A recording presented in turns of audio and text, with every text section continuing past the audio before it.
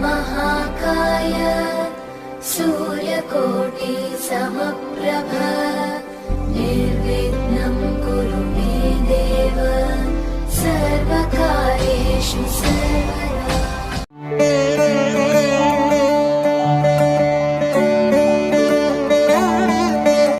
कृपनिधे सर्वसङ्कल्पसिद्धिप्रदायकाय अगणितगुणशील तत्त्वप्रदर्शकाय मध्वमता सिद्धान्त प्रवर्धनाय परमगुरु श्री गुरु राघवेन्द्राय नमः। जय जय जगत्त्राण जगदೊಳಗೆ ಸುತ್ರಾಣ अखिल गुण सद्धाम मध्वनाम।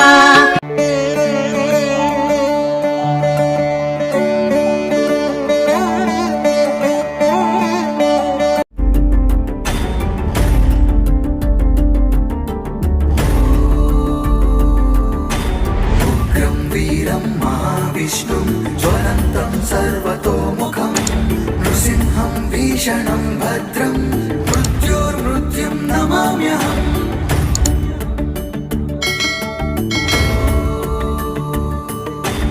उग्रं वीरं महाविष्णुं ज्वलन्तं सर्वतोमुखं नृसिंहं भीषणं भद्रं मृत्योर्मृत्युं नमाम्यहम्।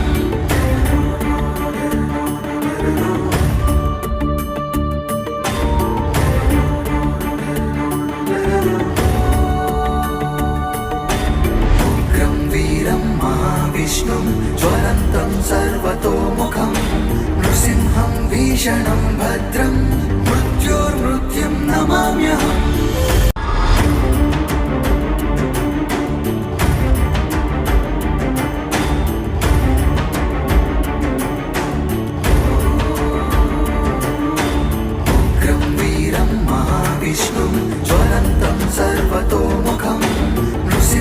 भीषणं भद्रं मृत्योर्मृत्युं नमाम्यहम्। उग्रं वीरं महाविष्णुं ज्वलन्तं सर्वतोमुखं नृसिंहं भीषणं भद्रं मृत्योर्मृत्युं नमाम्यहम्।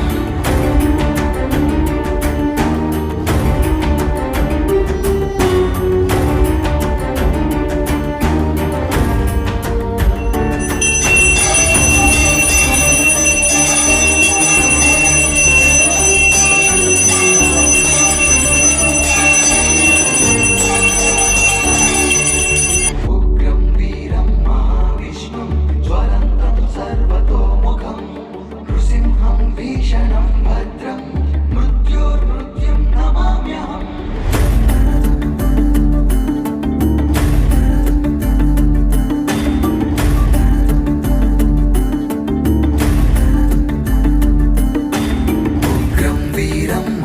विष्णुं ज्वलन्तं सर्वतोमुखं नृसिंहं भीषणं भद्रं मृत्योर्मृत्युं नमाम्यहम्।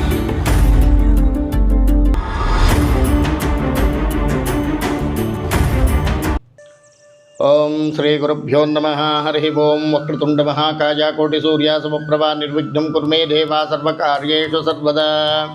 ओम निशसे एद गणपते गणेशत्वामाहार्वप्रथमं कवीनां नरते तत्रयते किञ्चनारे महामकमं चित्रमर्च। ओम पूज्याय राघवेन्द्राय सत्यधर्मरताय च वेतां कल्पवृक्षाय नमतां कामधेनुवे नमः। ಇದು ನಮ್ಮ ದೇವಸ್ಥಾನದ ವಿಶೇಷತೆ ಏನಪ್ಪ ಅಂತಂದರೆ, ನನ್ನ ಹೆಸರು ಕೆ ವೆಂಕಟೇಶ್ ಶರ್ಮಾ ಅಂತ. ನಾನು ವೇದಾಧ್ಯಯನ ಮಾಡ್ತಾಯಿದ್ದೆ. ಮಾಗಡಿ ಕರ್ಣಿಕರ ಪಾಠಶಾಲೆ ಅಂತ ಬೆಂಗಳೂರಲ್ಲಿ ನಾರ್ತ್ ರೋಡಲ್ಲಿ ಬರುತ್ತೆ, ಬಸವನಗುಡಿಲಿ. ಆಮೇಲೆ ಶಂಕರ ಮಠದಲ್ಲೂ ಸಹ ವೇದಾಧ್ಯಯನ ಮಾಡ್ತಾಯಿದ್ದೆ. ನನಗೆ ಒಂದು 15 ವರ್ಷ ಇರ್ಬೋದು, 14ರಿಂದ 15 ವರ್ಷ ಇರ್ಬೋದು.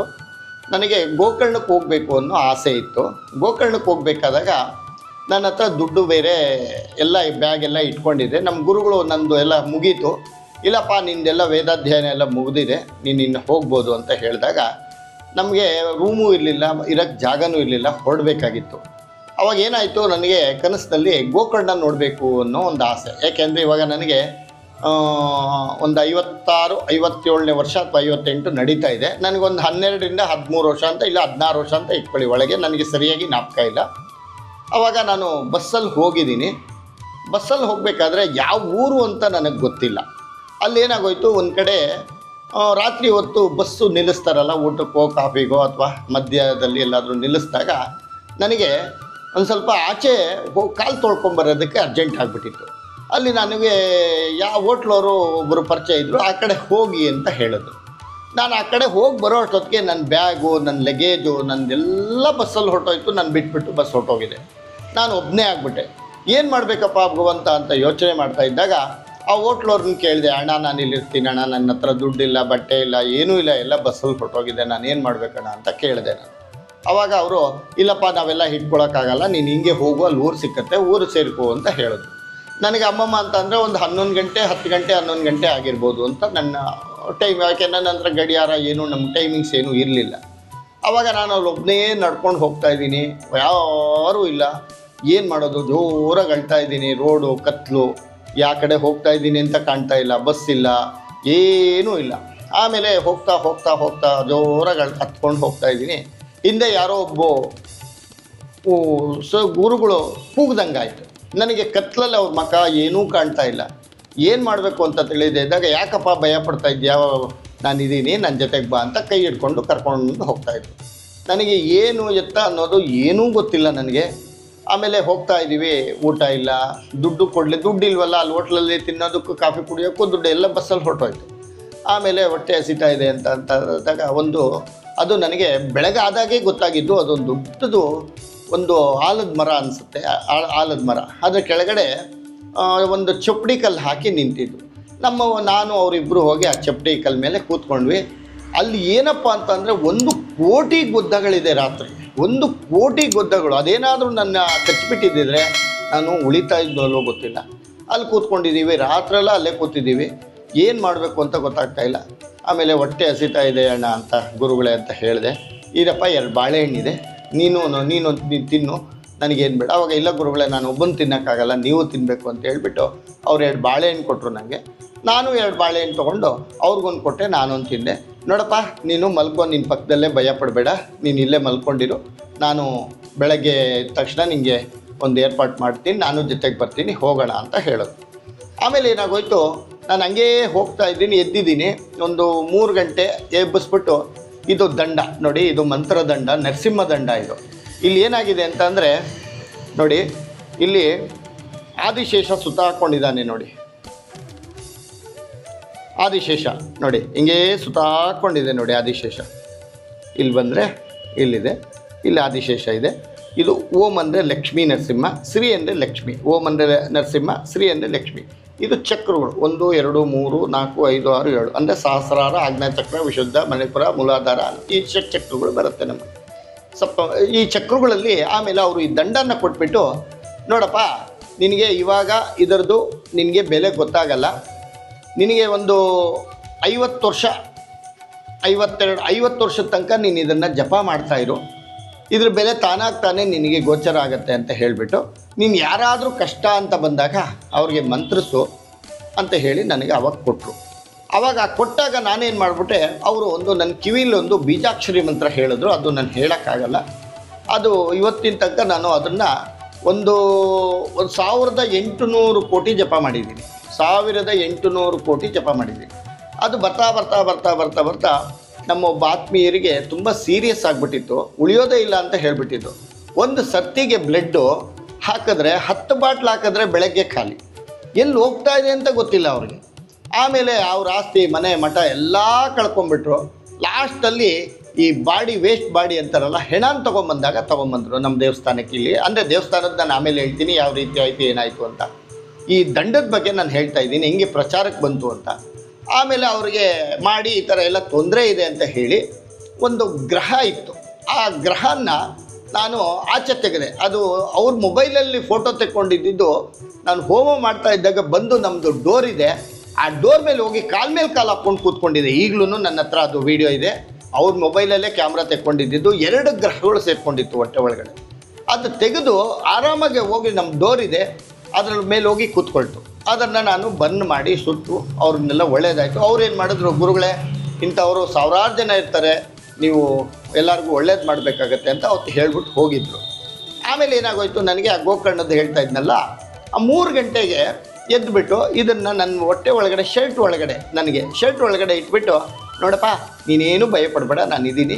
ಆಮೇಲೆ ನಾನು ಕತ್ಲಲ್ಲಿ ಏನೂ ಕಾಣ್ತಾ ಇಲ್ಲ, ಮೈಯೆಲ್ಲ ಮುಟ್ಟಿದೆ, ನಾನು ಪೂರ್ತಿ ಗಡ್ಡದಾರಿಗಳು, ಪೂರ್ತಿ ಇಲ್ಲಿಂದ ಶಿಕೆ ಜಡೆ ಏನೆಲ್ಲ ಪೂರ್ತಿ ಕೂದಲು, ಕೈ ಕಾಲೆಲ್ಲ ಮೆತ್ತಗಿದೆ, ಮಾಡಿ ಮಾತ್ರ ಗಡ್ಡ.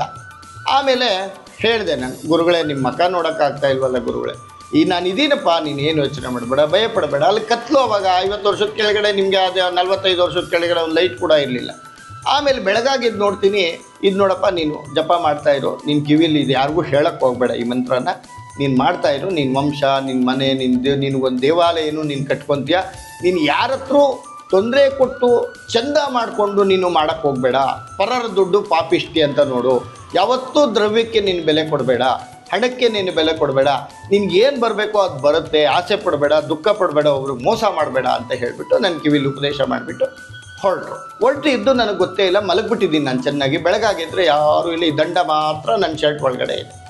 ಏನು ಮಾಡಬೇಕು, ನನ್ನ ಹತ್ರ ದುಡ್ಡಿಲ್ಲ, ಗೋಕರ್ಣಕ್ಕೆ ಹೋಗ್ಬೇಕು, ನಾನು ಗೋಕರ್ಣಕ್ಕೆ ಹೋಗೋಕ್ಕೆ ದುಡ್ಡಿಲ್ಲ, ಏನು ಮಾಡೋದು ಅತ್ತ ಕೂತಿದ್ದೀನಿ. ಯಾರೋ ಒಬ್ರು ಬೈಸ್ಕಲ್ಲಲ್ಲಿ ಬಂದುಬಿಟ್ಟು, ಸೈಕಲ್ ಅವಾಗ, ಏನಪ್ಪ ಹುಡುಗ ಇಲ್ಲಿದೆಯಲ್ಲ, ಬಾ ಅಲ್ಲಿ ತಕ್ಕ ಬಿಡ್ತೀನಿ ಅಂತ ಹೇಳೋದು. ಅಲ್ಲಿಂದ ಒಂದು ಸ್ವಲ್ಪ ದೂರ ಹೋಗೋಷ್ಟೊತ್ತಿಗೆ ಅಲ್ಲಿ ಎತ್ತಿನ ಗಾಡಿ ಒಂದು ಬಂತು, ಬಾಪ ನಾನು ಗಾಡಿ ಗೋಕರ್ಣಕ್ಕೆ ಹೋಗ್ತಾ ಇದ್ದೀನಿ, ಎತ್ತಿನ ಗಾಡೀಲಿ ಕೂತ್ಕೊ ಕರ್ಕೊಂಡು ಹೋಗ್ತೀನಿ ಅಂತ ಹೋದ. ಆ ಗೋಕರ್ಣಕ್ಕೆ ಹೋದರೆ ಅಲ್ಲಿ ನಮ್ಗೆ ಯಾರೂ ಪರಿಚಯನಿಲ್ಲ, ಯಾರೋ ಒಬ್ಬರು ಬಂದರು ಬ್ರಾಹ್ಮಣರು, ನನ್ನ ಕರ್ಕೊಂಡೋದ್ರು, ಅವ್ರ ಮನೆಗೆ ಇಟ್ಕೊಂಡ್ರು, ಊಟ ಹಾಕಿದ್ರು, ತಿಂಡಿ ಕೊಟ್ಟರು, ಸ್ನಾನ ಮಾಡಿದೆ, ಸ್ವಾಮಿನ ಈಶ್ವರನ ರುದ್ರದೇವ್ರನ್ನ ಧ್ಯಾನ ಮಾಡಿದೆ, ಅಭಿಷೇಕ ಮಾಡಿದೆ. ಬೆಳಗಾಗಿದ್ದರೆ ಅವರೇ ನನಗೆ ದುಡ್ಡು ಕೊಟ್ಬಿಟ್ಟು ಬೆಂಗಳೂರಿಗೆ ಕಳಿಸೋದು, ಚಾರ್ಜಿಗೂ ಕೊಟ್ಬಿಟ್ಟು ಅವರು ನೀವು ಹೋಗಿ ಬನ್ನಿ ಅಂತೇಳಿ. ಇಷ್ಟು ಘಟನೆ ಇದು ನಡೀತು. ಆಮೇಲೆ ನಾನು ಪುರೋಹಿತ್ಯ ಮಾಡಿಕೊಂಡು ಬಾನಸವಾಡಿಲಿ ಕಮ್ಮನಹಳ್ಳಿ ಅಂತ ಇದೆ, ಅದಕ್ಕಿಂತ ಮುಂಚೆ ದೇವ್ರ ಜೀವನಹಳ್ಳಿ ಅಂತ, ಅಲ್ಲಿ ರಾಮರದಪ್ಪ ಸೇವೆ ಮಾಡಿದೆ ನಾನು. ಅಲ್ಲಿ ಬರೀ ನಮ್ಮ ಮುಸ್ಲಿಮಾನ್ ಜನಾಂಗದವ್ರು ಇದ್ದಾರೆ.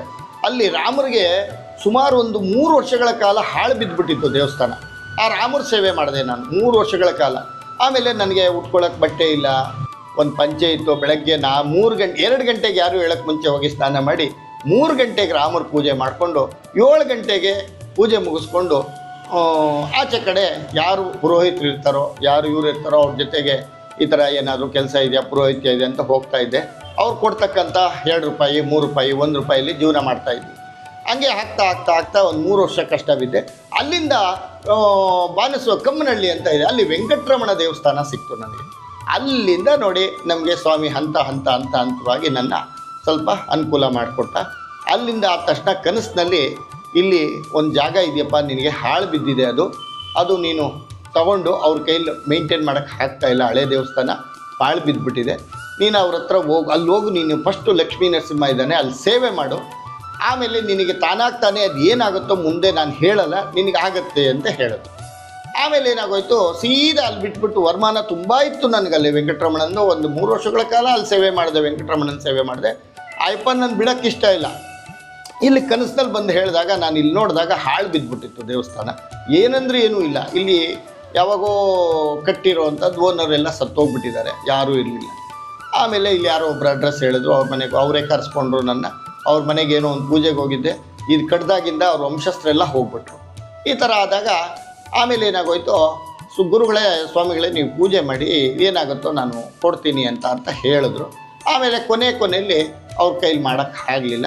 ಗುರುಗಳೇ ನಿಮ್ಮ ಕೈಲಿ ಏನು ಶಕ್ತಿ ಇದೆಯೋ ಅದು ಕೊಡಿ, ನಾನು ನಿಮಗೆ ಕೊಟ್ಬಿಡ್ತೀವಿ, ಯಾಕೆ ಅಂದರೆ ಜಾಗ ಇದೆಲ್ಲ ಕಷ್ಟ ಬಿದ್ದು ನಾವು ಕಟ್ಟಿದ್ದೀವಿ, ನಿಮ್ಗೇನು ಶಕ್ತಿ ಇದೆಯೋ ಅಂತ ಹೇಳಿದ್ರು.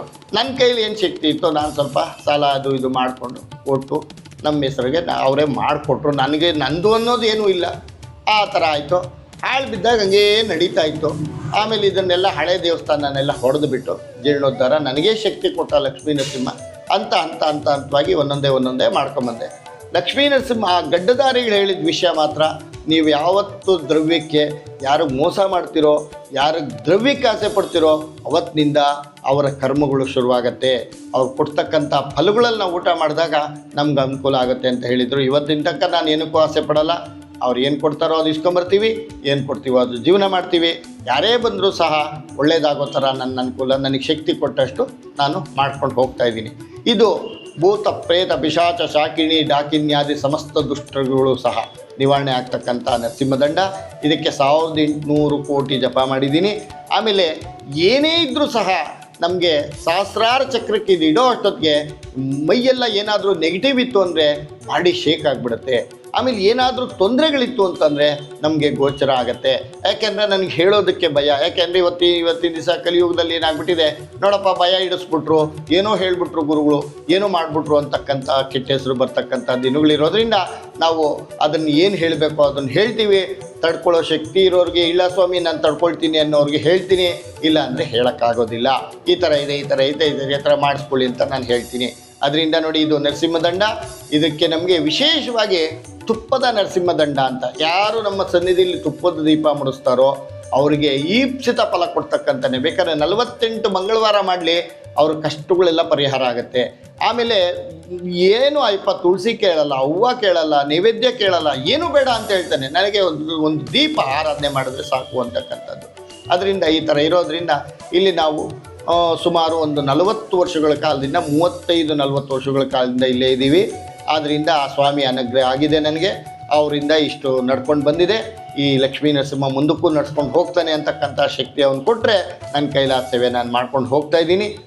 ನೋಡಿ, ದೈವಬಲ, ಅದಕ್ಕೆ ನಾವು ಮಂತ್ರ ಹೇಳ್ತೀವಿ, ತದೇವ ಲಗ್ನಂ ತದೇವ ತಾರಾಬಲಂ ಚಂದ್ರಬಲಂ ತದೇವ ವಿದ್ಯಾಬಲಂ ದೈವಬಲಂ ತದೇವ ಲಕ್ಷ್ಮೀಪತೆ ತೇ ಗೃಹಗಂ ಸ್ವರಾಮಿ ಅಂತಕ್ಕಂಥದ್ದಿದೆ. ನಮಗೆ ಚಂದ್ರಬಲ ತಾರಾಬಲ ದೈವಬಲ ಇತ್ತು ಅಂತಂದರೆ ನಮ್ಮ ಲಕ್ಷ್ಮೀ ನರಸಿಂಹ ಸನ್ನಿಧಿಲಿ ಆ ಸ್ವಾಮಿನ ಕಣ್ಣು ರೆಪ್ಪೆ ಆಡಿಸ್ತಿರಂಗೆ ನೋಡಿ ಅಯ್ಯಪ್ಪ ಕಣ್ಣು ಮಿಟ್ಕಿಸ್ತಾನೆ. ಅಂದರೆ ದೈವಬಲ ಇರಬೇಕು. ನಮ್ಮಲ್ಲಿ ಭಕ್ತಿ ಶ್ರದ್ಧೆ ಇಂಪಾರ್ಟೆಂಟು. ಯಾವಾಗ ಭಕ್ತಿ ಶ್ರದ್ಧೆಯಿಂದ ಮಾಡ್ತೀವೋ, ಈಗ ನಮ್ಮ ಆಚಾರ್ಯರು ಬಂದಿದ್ದಾರೆ, ಬೇಕಾದ್ರೆ ಪರೀಕ್ಷೆ ಮಾಡಲಿ, ನಮ್ಮ ಸನ್ನಿಧಿಲಿ ಅಷ್ಟು ಶಕ್ತಿವಂತನಾಗಿ ಕೂತಿದ್ದಾನೆ. ನೀವೇನಿಲ್ಲ, ಕಣ್ಣು ಆಡಿಸ್ಬಾರ್ದು. ನಿಮ್ಮಲ್ಲಿ ಶಕ್ತಿ ಇರಬೇಕು. ನಿಮ್ಮಲ್ಲಿ ದೈವಾಂಶ ಸಂಭೂತ ಇತ್ತು ಅಂತಂದರೆ ಅದಕ್ಕೆ 100%, 100ಕ್ಕೆ 100 ಭಾಗ ನಿಮಗೆ ದೈವಬಲ ಇದೆ ಅಂತ ನೀವು ನೋಡಿದ್ರೆ ಸಾಕು. ಕಣ್ಣು ರೆಪ್ಪೆ ಆಡಿಸ್ತೀರಿ ಹೆಂಗೆ ಅಯ್ಯಪ್ಪ ನಿಮ್ಮನ್ನು ನೋಡಿ, ನೀವು ಹಿಂಗಂದರೆ ಹಿಂಗೆ ಮುಂದೆ ಬಂದು ನಿಂತ್ಕೊಂಡಾಗ ಅಥವಾ ಹಿಂಗಂದಂಗೆ ಆಗುತ್ತೆ. ಈಗಲೇ ಬೇಕಾದ್ರೆ ನಮ್ಮ ಆಚಾರ್ಯರು ಇದ್ದಾರೆ, ಅವರು ಬೇಕಾದ್ರೆ ನೋಡಲಿ. ಇದು ನಮ್ಮ ದೇವಸ್ಥಾನದ ವಿಶೇಷತೆ.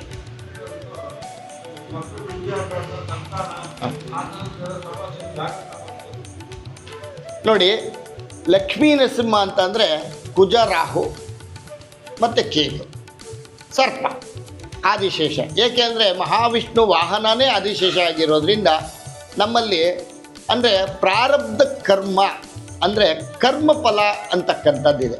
ನಮಗೆ ಪೂರ್ವಾರ್ಜಿತದ ಪುಣ್ಯಫಲಗಳ ಪ್ರಕಾರವಾಗಿ ಸಂತಾನ ಆಗುತ್ತೆ.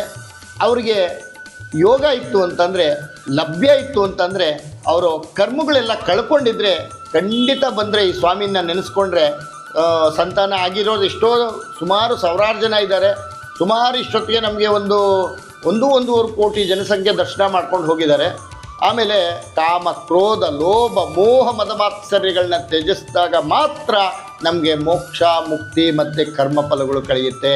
ಇವಾಗ ನಾವು ಮನಸ್ಸಿನಲ್ಲಿ ನೋಡಿ, ಸ್ವಾಮಿನ ಹೆಂಡತಿ ಬೇಕು ಅಂತೀವಿ, ಮಕ್ಕಳು ಬೇಕು ಅಂತೀವಿ, ಗಾಡಿ ಬೇಕು ಅಂತೀವಿ, ಮನೆ ಬೇಕು ಅಂತೀವಿ, ಸಂತಾನ ಬೇಕು ಅಂತೀವಿ. ನಮ್ಮಲ್ಲಿ ಎಷ್ಟು ಆಸೆ ಇದೆ ಅಂತಂದರೆ ಅವನು ಎಲ್ಲಿ ತೀರಿಸ್ಲಿಕ್ಕೆ ಸಾಧ್ಯ ಹೇಳಿ? ಇವಾಗ ನಾವು ಒಂದು 10 ಲಕ್ಷನೋ, ಒಂದು 5 ಲಕ್ಷನೋ, ಇಲ್ಲ ಒಂದು 50,000 ಕೊಟ್ಟು ಪೂಜೆ ಮಾಡಿಸ್ಬಿಡ್ತೀವಿ. ಅವನಿಗೆ ಲಂಚ ಕೊಟ್ಟಂಗಲ್ವಾ? ನಾವು ಲಂಚ ಕೊಟ್ಟು ಅಲಂಕಾರವಾಗಿ ನಮ್ಗೆ ಆನಂದ ಇರುತ್ತೆ, ಅವನಿಗೆ ತೃಪ್ತಿ ಇರಲ್ಲ. ಅದರಿಂದ ನಾವು ಭಕ್ತಿ ಶ್ರದ್ಧೆಗಳಿಂದ ಮಾಡಿದಾಗ ಮಾತ್ರ ಪ್ರತಿಫಲ ಸಿಕ್ಕುತ್ತೆ. ಅದಕ್ಕೆ ಅನ್ಯಥಾ ಶರಣನ್ನಾಸ್ತಿ ತ್ವಮೇವ ಶರಣಂ ಮಮ. ಲಕ್ಷ್ಮೀ ನರಸಿಂಹ ಯಾವತ್ತೂ ನೋಡಿ, ವೆಂಕಟರಮಣ ಕೈ ಹಿಂಗಿಟ್ಕೊಂಡಿರ್ತಾನೆ, ಲಕ್ಷ್ಮೀ ನರಸಿಂಹ ಮಾತ್ರ ಹಿಂಗಿರ್ತಾನೆ ಆಶೀರ್ವಾದ. ಅವನ ಆಶೀರ್ವಾದ ಬೇಕು ಅಂದರೆ ನಾವು ಅನ್ಯಥಾ ಶರಣನ್ನಾಸ್ತಿ ತ್ವಮೇವ ಶರಣಂ ಮಮ, ಅವನಿಗೆ ಶರಣ ಆಗ್ತು ಅಂತಂದರೆ ನಮಗೆ ಈಪ್ಸಿತ ಫಲ ದೊರಕೋದ್ರಲ್ಲಿ ಕಲಿಯುಗದಲ್ಲಿ ಸಂದೇಹವೇ ಇಲ್ಲ. ಯಾಕೆ ಅಂತಂದರೆ ಪ್ರಾಣಿಗಳ ರೂಪದಲ್ಲಿರ್ತಕ್ಕಂಥ ಕಲಿಯುಗಕ್ಕೆ ಲಕ್ಷ್ಮೀ ನರಸಿಂಹ ವಿಶೇಷವಾಗಿ, ಯಾಕೆಂದರೆ ಸಿಂಹ ಯಾರನ್ನೂ ಹತ್ರ ಸೇರಿಸಲ್ಲ, ನಾವೇ ಅವನ ಹತ್ರಕ್ಕೆ ಬರಬೇಕು.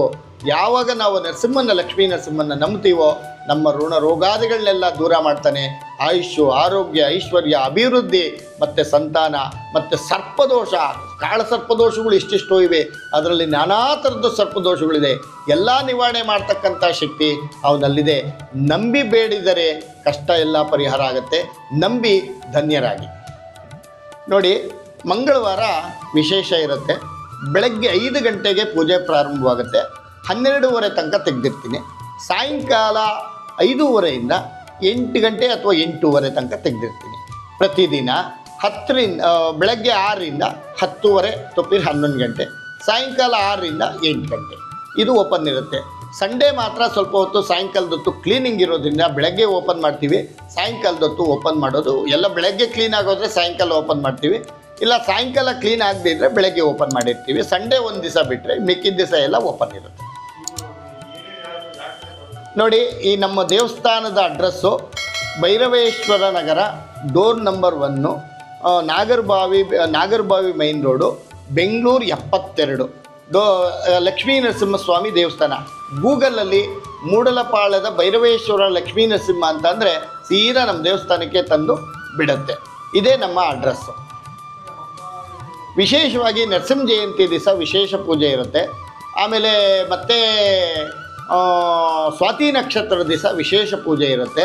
ಕೃತ್ತಿಕಾ ಸುಬ್ರಹ್ಮಣ್ಯ ಇರೋದರಿಂದ ಸ್ವಲ್ಪ ಕೃತ್ತಿಕಾ ಮತ್ತು ಭರಣಿ ನಕ್ಷತ್ರಕ್ಕೂ ವಿಶೇಷ ಪೂಜೆ ಇರುತ್ತೆ. ಭಕ್ತಾದಿಗಳು ಇಷ್ಟ ಇದ್ದವರು ಮಾಡಿಸ್ತಾ ಇರ್ತಾರೆ. ಅದರ ತಕ್ಕಂತೆ ಪೂಜೆ ಕೈಂಕರ್ಯಗಳು ನಡೀತಾ ಇರುತ್ತೆ. ಸರ್ವೇ ಜನ ಸುಖಿನೋ ಭವಂತು, ಸಮಸ್ತ ಸನ್ಮಂಗಳಾನಿ ಭವಂತು. ಎಲ್ಲರಿಗೂ ಒಳ್ಳೆಯದಾಗಲಿ.